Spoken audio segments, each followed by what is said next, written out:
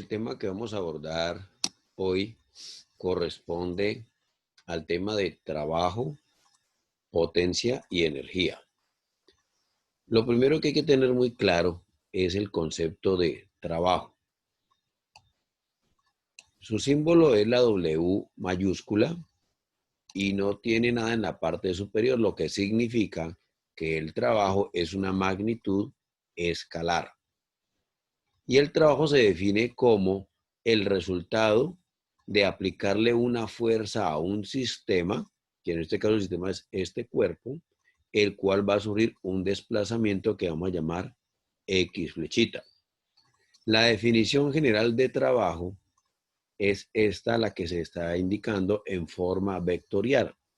El trabajo se define como el producto punto. Recuerde que este punto grueso no es un adorno, ni es que se le regó la tinta a la impresora en el momento de la impresión y en la digitación, sino que ese es el símbolo del producto punto o producto escalar entre la fuerza que se le está aplicando al cuerpo y el desplazamiento ocasionado. Entonces, tenemos aquí entonces la definición general de trabajo como el producto punto o escalar entre la fuerza aplicada y el desplazamiento ocasionado.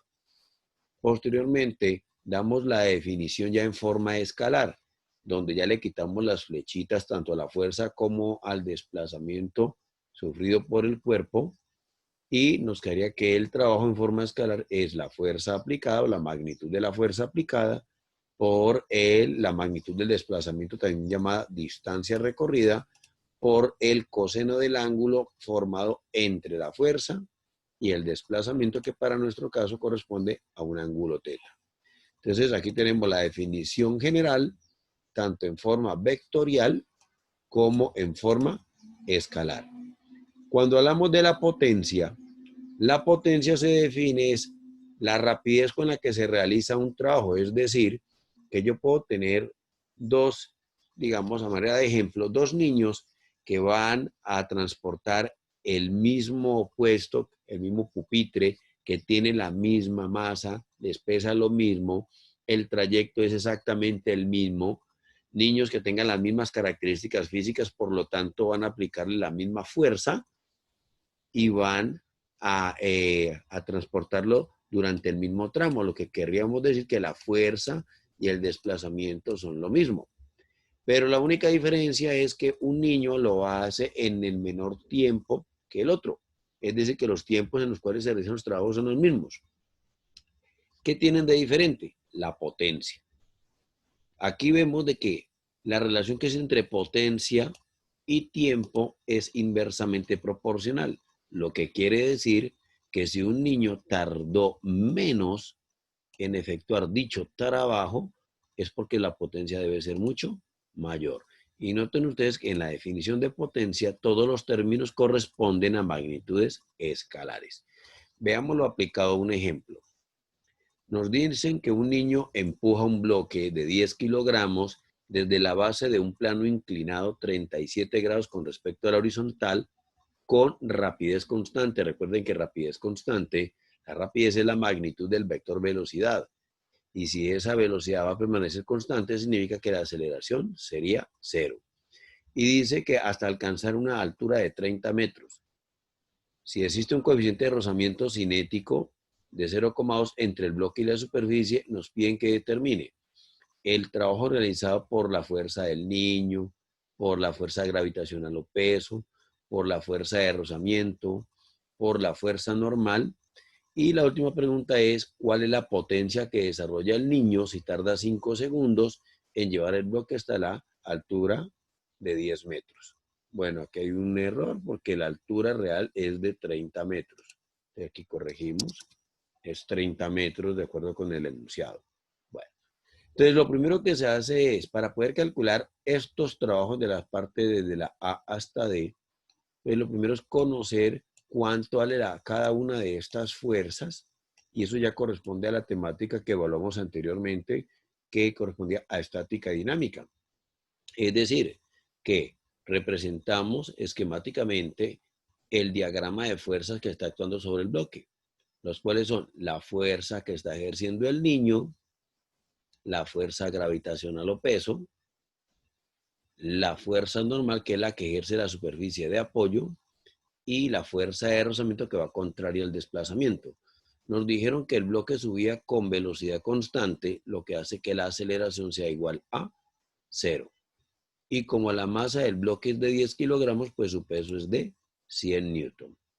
Esta es la altura que corresponde al plano inclinado hasta donde se debe llevar este bloque finalmente.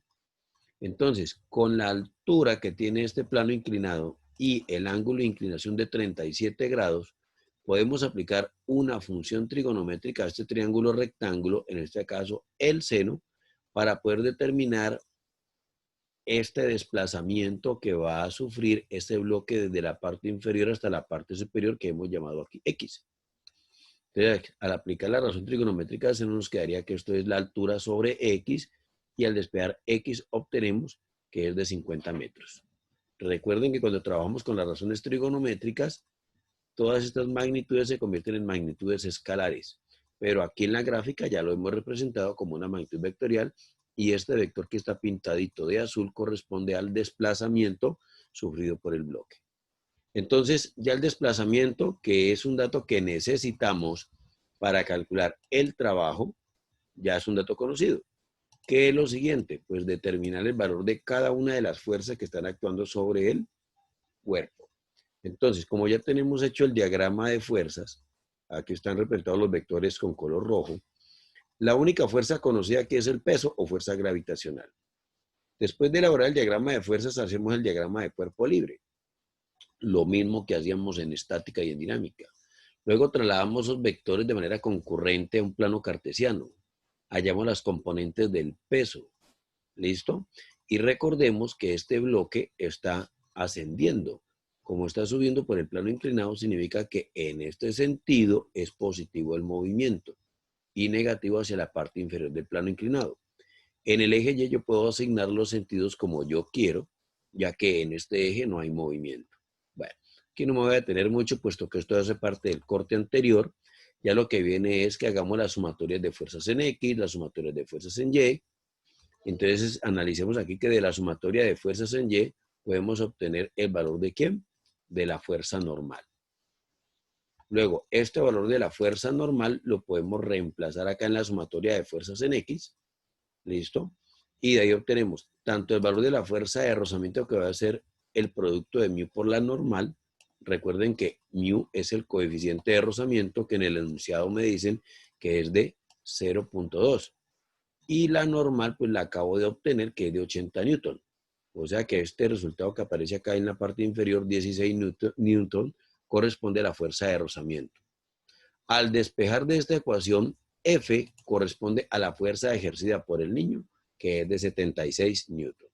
Bueno, entonces una vez que conocemos ya los valores de cada una de las fuerzas que están actuando sobre el bloque, entonces recuerden, la fuerza del niño es de 76 newton, la normal fue la primera que hallamos, que es de 80 newton, y la fuerza de rozamiento, que es el producto de mu por la normal, eso nos da 16 newton. Entonces, ahora sí procedemos a calcular el trabajo que realiza cada una de dichas fuerzas. La primera de ellas es el trabajo realizado por la fuerza ejercida por el niño. Entonces, partimos de la definición. Recuerden, siempre partir de la definición vectorial de trabajo, que es el producto escalar entre la fuerza aplicada y el desplazamiento ocasionado. Después de dar la definición vectorial, pasamos a la forma escalar. Recuerden, se le quitan las flechitas a los vectores, pero ya aparece el coseno del ángulo que forman este par de vectores. Ahora, ¿cómo hago yo para determinar el ángulo que están formando este par de vectores? Entonces, para eso, yo a un costado debo representar estos vectores hacia dónde están orientados en el problema original. Entonces, miremos hacia dónde apunta la fuerza ejercida por el niño. Entonces, la fuerza del niño está apuntando hacia arriba del plano inclinado. Aquí vuelvo y lo señalo. Y noten ustedes hacia dónde va el vector de desplazamiento, que es el que está pintado de azul. Yo voy a respetar los códigos de colores que estoy utilizando para los vectores. Es decir, que las fuerzas las estoy representando con rojo y el desplazamiento con azul. Noten ustedes que este par de vectores, la fuerza del niño y el desplazamiento, quedan en la misma dirección y sentido. aquí aparecen, colocados desde el mismo punto común o punto de partida, porque tienen que ser vectores concurrentes para hallar el ángulo entre ellos. Y de aquí nos damos cuenta que el ángulo que están formando los dos vectores es de 0 grados. Entonces ya sabemos de dónde salió el coseno de 0 grados. Ya lo que queda es reemplazar la magnitud de la fuerza del niño, que era 76 newton, la magnitud del desplazamiento 50 metros, y el coseno de 0 es 1, y obtenemos que el trabajo que realiza el niño es de 3.800 newton por metro, y este producto newton por metro es lo que llamamos la unidad de energía en el sistema internacional, el joule. Y miremos el B. En el B me piden el trabajo realizado por la fuerza gravitacional, también llamada el peso. Entonces, partimos primero la definición vectorial, lo llevamos a la forma escalar, pero tengamos en cuenta aquí, ojo con el ángulo de inclinación. Recuerden que este ángulo de inclinación se obtiene representando estos dos vectores a un costado. Es obligatorio, de una vez les digo, es obligatorio que si yo voy a calcular un trabajo, yo represente a un costado los dos vectores que yo estoy multiplicando de manera escalar. En este caso sería el peso y el desplazamiento. El peso ya lo tenemos representado aquí con rojo, que es un vector que apunta hacia el centro de la Tierra. Y recuerden ustedes que el vector azul representaba el desplazamiento.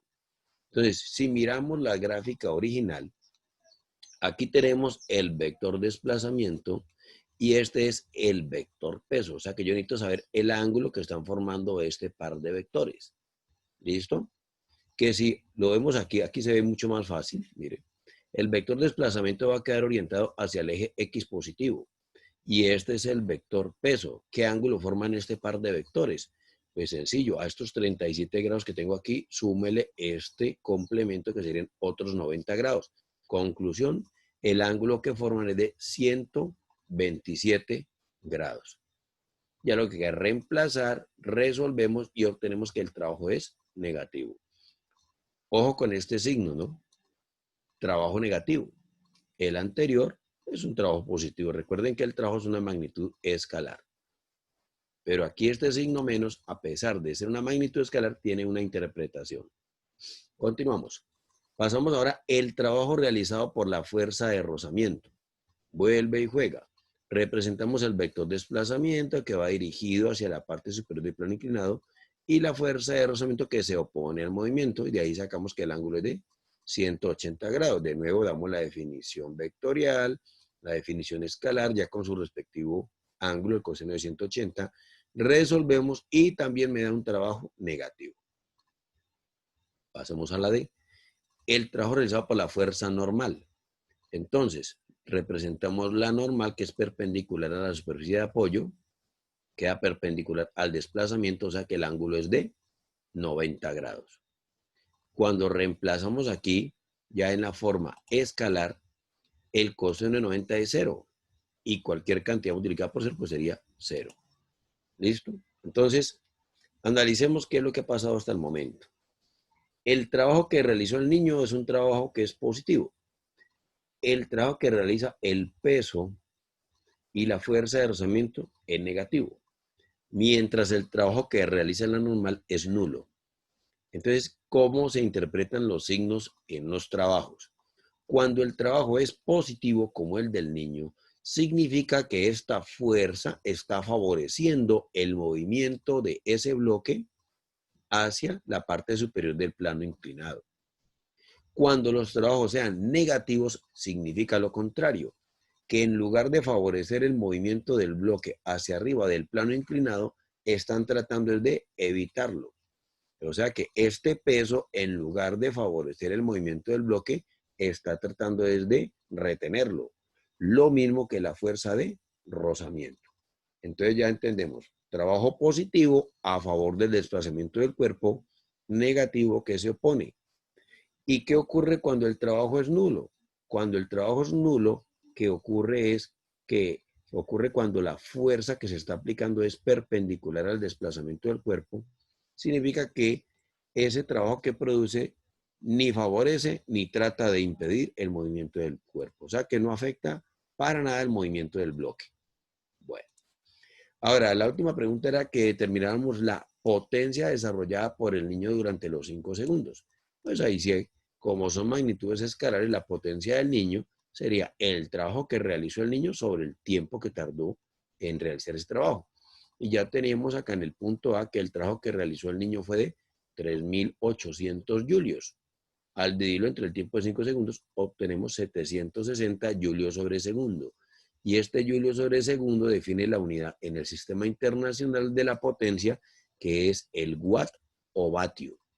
No confundirlo con voltio, porque voltio es una unidad, pero ya de circuitos eléctricos. Se lee en castellano vatio o en inglés watt. Bueno, ahora miremos. Lo que aparece a continuación es la parte teórica donde yo relaciono el trabajo con cada uno de los tipos de energía. Es decir, aquí aparece la demostración de cómo el trabajo se relaciona con la energía cinética. Luego, cómo se relaciona el trabajo con la energía potencial gravitacional. Y luego, cómo se relaciona con la energía potencial elástica. Ya se les deja a ustedes como tarea que revisen este procedimiento mecánico de cómo relacionar el trabajo con cada uno de los tipos de energía. El hecho de que al final yo puedo relacionar el trabajo con cualquiera de los 3 tipos de energía para llegar a esta expresión que es considerado el teorema más importante de la mecánica clásica, que es el teorema del trabajo y la energía.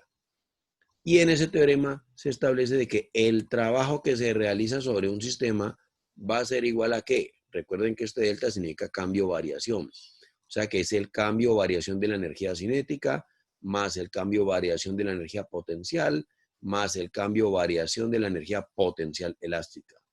Al frente aparece la definición ya matemática de cada uno de los tipos de energía. La energía cinética es aquella energía que tiene un cuerpo cuando se esté moviendo. Por eso, aquí aparece dentro de su expresión matemática, que es la masa, esto no es velocidad, ¿no? Porque no aparece la flechita en la parte superior de la V, es rapidez, sería masa o la rapidez al cuadrado sobre 2. La otra se llama energía potencial gravitacional, es aquella que depende de la altura, ¿no? Depende de la altura con respecto a un nivel de referencia. Y ese nivel de referencia lo define usted. Ahorita lo haremos más específicamente a qué nos referimos con nivel de referencia. Entonces, cuando un cuerpo se encuentre a cierta altura con respecto a un nivel que yo lo defino, hay energía potencial gravitacional. Y la última, la energía potencial elástica, que es aquella que tienen los resortes cuando ellos han sido deformados. Recuerde que un resorte no solamente se puede alargar, ¿no?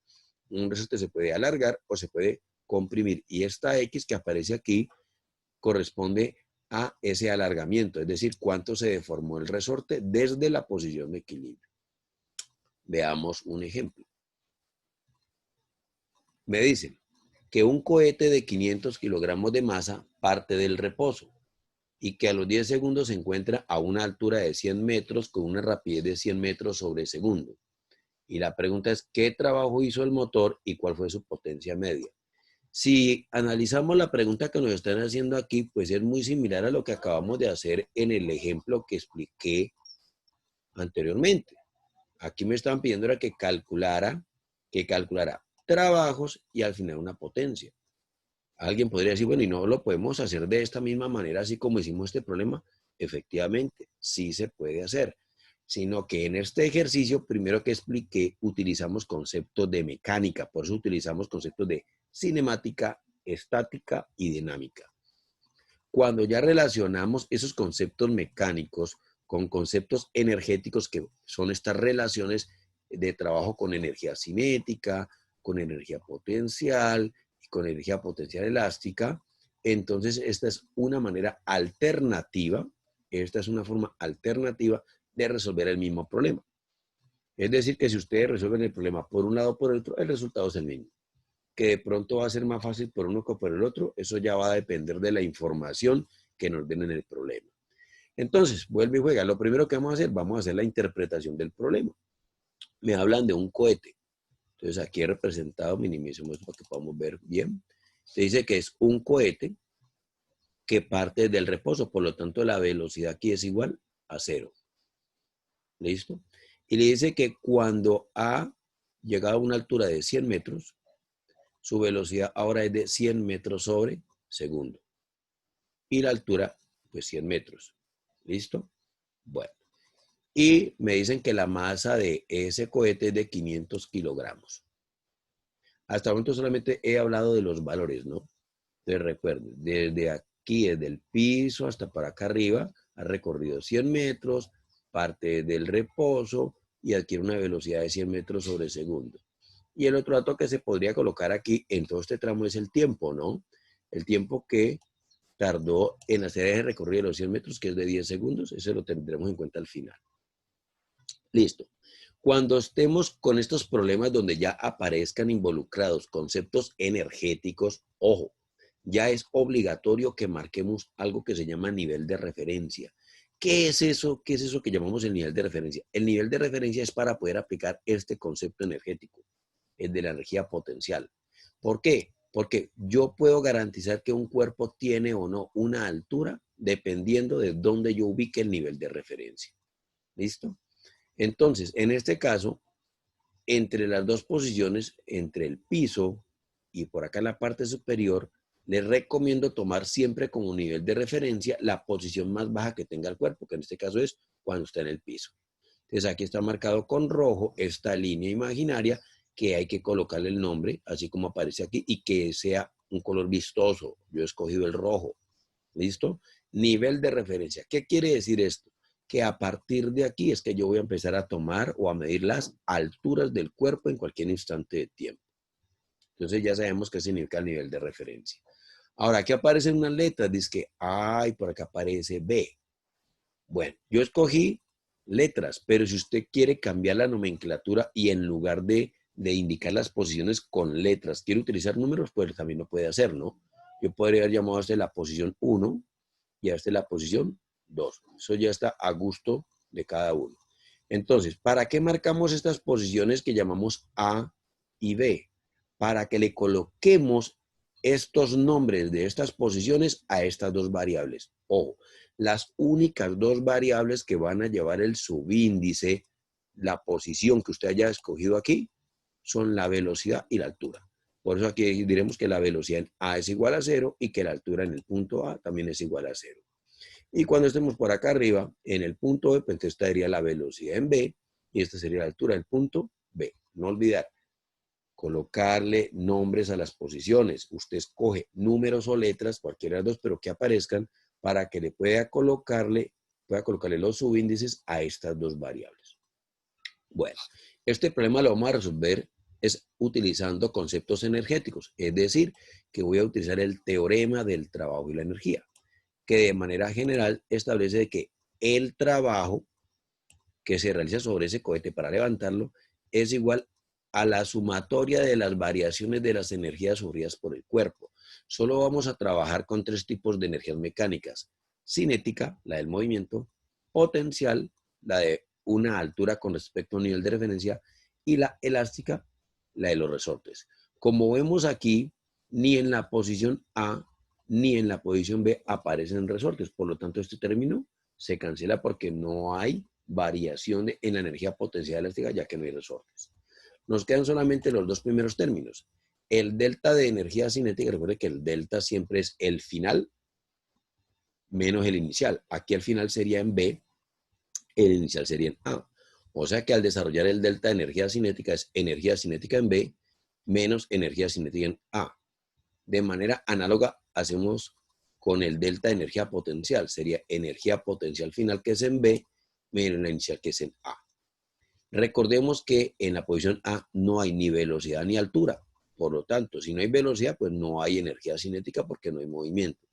Como la altura es 0, pues tampoco hay energía potencial porque la potencial es la que depende de la altura.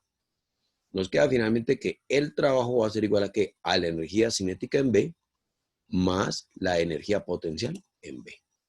¿Y cómo se define la energía cinética? Ya la teníamos aquí.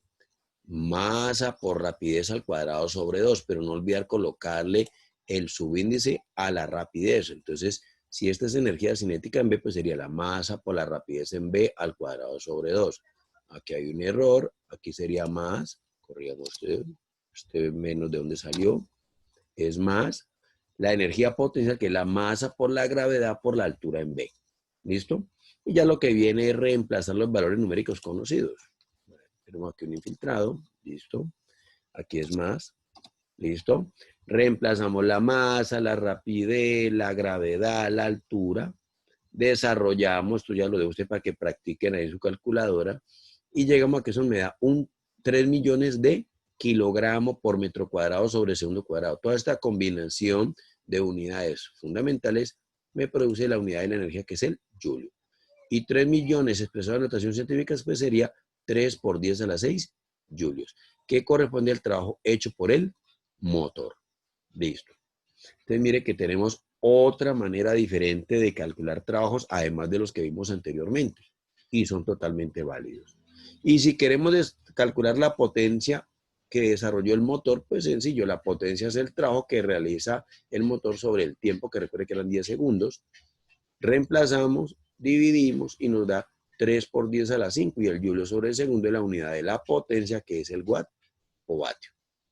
Entonces, con esto entonces ya tenemos dos problemas que se pueden abordar desde diferentes puntos de vista. Uno, utilizando conceptos mecánicos. Este problema que traemos inicialmente, pues con base en lo que ya conocíamos de cinemática, estática, dinámica. Y la otra alternativa, que es a donde tenemos que adentrarnos, es cómo resolver esos mismos problemas, pero ya no utilizando conceptos mecánicos, sino conceptos energéticos. Y aquí tenemos ya un problema que se aborda a partir de conceptos energéticos.